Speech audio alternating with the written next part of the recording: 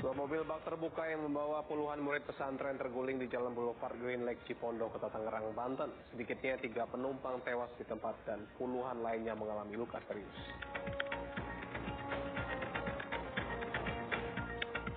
Kasus suami jual istri dan adik ipar di Batam, Kepulauan Riau terus menuai protes warga. Warga di lingkungan tempat tinggal pelaku mendesak pelaku dan keluarganya pergi dari pemukiman mereka. Pelaku penculikan dan penyekapan wanita penyandang disabilitas dibekuk jajaran anggota Polda Sulawesi Selatan. Polisi juga berhasil menyelamatkan korban yang menderita luka di sekujur tubuhnya.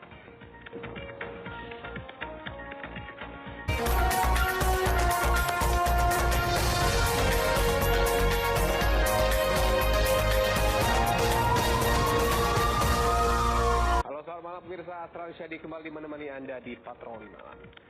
Sebuah mobil bak terbuka yang membawa puluhan murid pesantren terguling di Jalan Boulevard Green Lake Cipondo, Kota Tangerang, Banten Minggu siang. Sedikitnya 3 penumpang tewas di tempat dan belasan lainnya mengalami luka serius.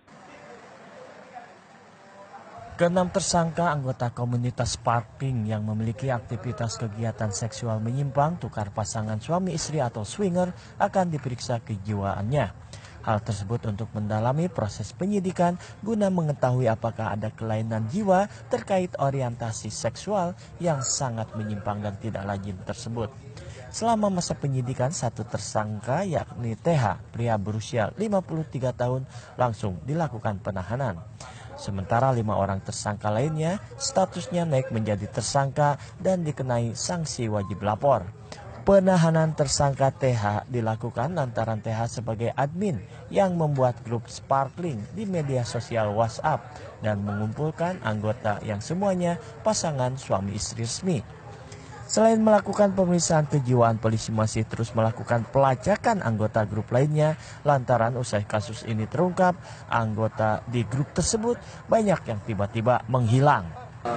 Melihat bahwa kasus ini adalah kasus yang tidak lazim, ya, yang hanya kita dengar-dengar saja, namun memang kita buktikan bahwa kasus ini terjadi. Hari ini perkembangan dari kasus ini, kita menahan 1 orang dan 5 tetap menjadi tersangka. Sebelumnya, Ditreskrim Polda Jatim berhasil membongkar komunitas yang memiliki kegiatan seksual menyimpang, yaitu saling bertukar pasangan suami istri di sebuah hotel di kawasan Lawang, Malang, dan mengamankan 3 pasangan suami istri. Rahmat Hidayat melaporkan dari Surabaya, Jawa Timur. Istri di Tanjung Pinang, Kepulauan Riau mengalami kecelakaan tunggal saat mengendarai motor di jalanan. Motornya oleng dan jatuh karena gaun istrinya terlilit di roda ban belakang. Akibatnya sang suami mengalami luka yang cukup serius dan pendarahan di bagian kepala. Petugas gabungan Polda Metro Jaya dan Polres Jakarta Timur merampungkan 72 adegan perampokan sadis di rumah almarhum Dodi Triyono di Pulau Mas, Jakarta Timur. Petugas hanya membawa 1 tersangka, Ridwan Sitorus alias Ius Pane, sedangkan peran 3 pelaku Erwin Situmorang dan Alvinus Sinaga yang masih dirawat, dan peran Ramlan Butar-Butar menggunakan peran pengganti. Reka ulang dibagi dalam 2 bagian, adegan 1-40 memperlihatkan proses 4 pelaku masuk ke rumah korban dengan leluasa. Penghuni dikumpulkan di bawah ancaman senjata tajam, lalu disekap di kamar mandi sempit. Setelah 9 korban pertama disekap, 2 korban terakhir, sopir Ridwan, almarhum Dodi Triyono yang datang belakangan ikut disekap. Hal ini menjadi bagian dari adegan 41-72. 72 adegan ini menurut polisi sekali lagi mengungkap motif kasus ini murni perampokan karena pelaku membawa uang, HP dan barang berharga milik korban. Kelompok mereka itu punya spesialisasi menyekap. Udah itu ditinggal. Dia tidak ada niatan untuk yang lain. Itu kira-kira. Baru kali ini ada korban, Pak? Ya, korban ya. Selama ini sekapannya lain nggak tidak, ada korban jiwa ya? Tidak. Unsur kekerasan pemukulan seperti itu, Pak? Kalau pemukulan pasti ada, ya, pasti ada. Bisa dipastikan nggak Pak Dodi ini sebenarnya ditungguin atau emang nggak sengaja membuka pasar depan? Tidak ada niatan untuk nungguin karena begitu tidak ada, mereka sudah persiapan untuk kembali. Pada saat sudah mulai masuk, jadi diinikan lagi. Reka ulang ini juga dihadiri keluarga korban yang menyaksikan adegan per adegan. Sedangkan 5 korban selamat tidak hadir karena masih dalam proses pemulihan. Perampokan sadis Pulau Mas ini menewaskan 6 penghuni dan melukai 5 lainnya. Polisi telah menangkap 4 pelaku, 1 diantaranya otak perampokan Ramlan Butar-Butar ditembak mati. Nabil Abiasa, Agus Woto, dan Medi Kuswedi. 64 tahun di Kabupaten Waikanan, Lampung, Senin siang ditangkap polisi karena terlibat aksi pencabulan. Korban pelaku adalah seorang remaja putri berusia 9 tahun. Dari hasil pemeriksaan polisi menyebutkan pelaku nekat mencabuli tetangganya karena 2 istrinya sudah tidak mau lagi melayani hubungan intim dengannya. Dadang, kakek berusia 64 tahun warga Blambangan Umpu, Waikanan ini bukannya jadi contoh yang baik bagi cucu-cucunya. Ia malah melakukan tindak asusila pada seorang remaja di bawah umur di desanya. Aksi cabul sang kakek ini pun dilaporkan pihak keluarga korban. Polisi setempat berhasil menangkap sang kakek di rumahnya tanpa perlawanan. Dari hasil pemeriksaan pelaku, setelah ditangkap, pelaku mengakui seluruh perbuatan bejatnya. Dalam aksinya, pelaku sempat mengancam akan memukuli korban jika perbuatan cabul pelaku diceritakan kepada orang tuanya. Korban main dipanggil sama pelaku, terus disuruh duduk sama pelaku ini seperti dipanggil.